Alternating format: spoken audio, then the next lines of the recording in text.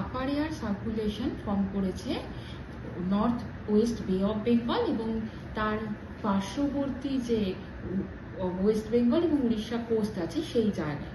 এই সার্কুলেশনটা বা ঘূর্ণাবর্তটা মোটামুটিভাবে ভূপৃষ্ঠ থেকে 5.8 কিলোমিটার উচ্চতাতে রয়েছে।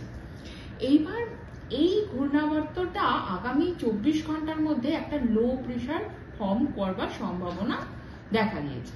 এবার যদি এই লো প্রেশার ফর্ম করে, তাছাড়া সার্কুলেশনটাও তো রয়েছেই, তার জন্য আগামী 3 দিন আমরা দক্ষিণবঙ্গে ভারী বৃষ্টিপাত পেতে পারি বলে সম্ভাবনা বা পেতে পারার একটা সম্ভাবনা তৈরি হয়েছে।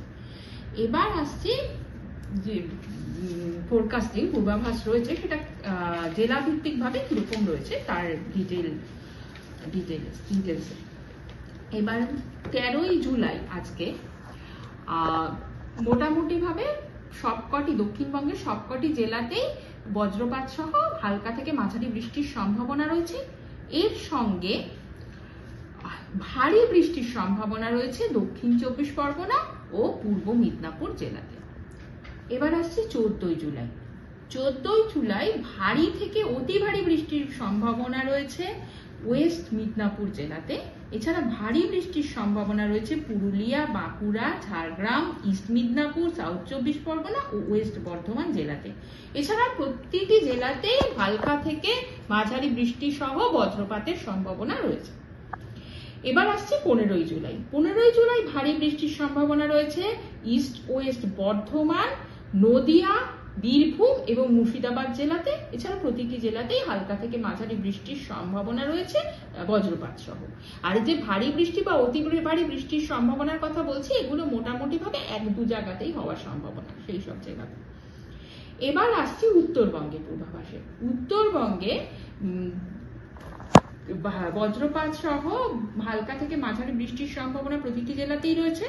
তার সঙ্গে ওপরের যে 5টি জেলা দার্জিলিং, কালিম্পং, জলপাইগুড়ি, আলিপুরদুয়ার ও কোচবিহার জেলাতে ভারী বৃষ্টির সম্ভাবনা রয়েছে 13ই জুলাই।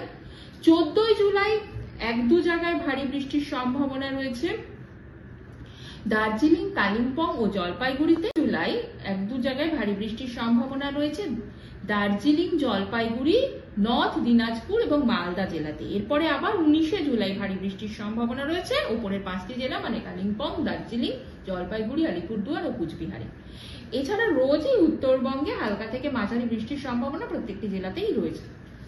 আর এই হচ্ছে আজকে পূর্বাভাস। এর সঙ্গে কলকাতা ও পার্শ্ববর্তী অঞ্চলে আজকে 1 থেকে 2 পশলা বজ্রপাত সহ হালকা থেকে মাঝারি বৃষ্টির সম্ভাবনা রয়েছে আগামী 24 ঘন্টায়। আর এর সঙ্গে যেটা রয়েছে আজকের বৃষ্টিপাত, এই টেম্পারেচার, আজকে দিনের সর্বোচ্চ তাপমাত্রা হওয়ার সম্ভাবনা 33 ডিগ্রি সেলসিয়াসের কাছাকাছি এবং কাল সকালে সর্বনিম্ন তাপমাত্রা নামার সম্ভাবনা 27 ডিগ্রি সেলসিয়াসের কাছাকাছি। হ্যাঁ, মৎস্যজীবীদের জন্য একটা নিষেধাজ্ঞা জারি করা হয়েছে, সেটা হচ্ছে আজকের জন্যই। D1 কোয়ালি ওয়েদার থাকবে। এটা অবশ্য ডিপ ওশেনে, কোস্টাল ওশেনে কোনো সতর্কবার্তা দেওয়া হয়নি। ডিপ ওশেনে যাওয়ার জন্য একটা নিষেধাজ্ঞা জারি করা হয়েছে। আগামী 2 দিন কিরকম থাকবে বৃষ্টিপাতের সম্ভাবনা? হ্যাঁ, আগামী 2 দিন 1-2 পশলা হালকা থেকে মাঝারি বৃষ্টির সম্ভাবনা রয়েছে বজ্রপাত সহ। আর এর সঙ্গে টেম্পারেচারটা তো বলে দিলাম। কোথাও কি হলুদ সতর্কতা?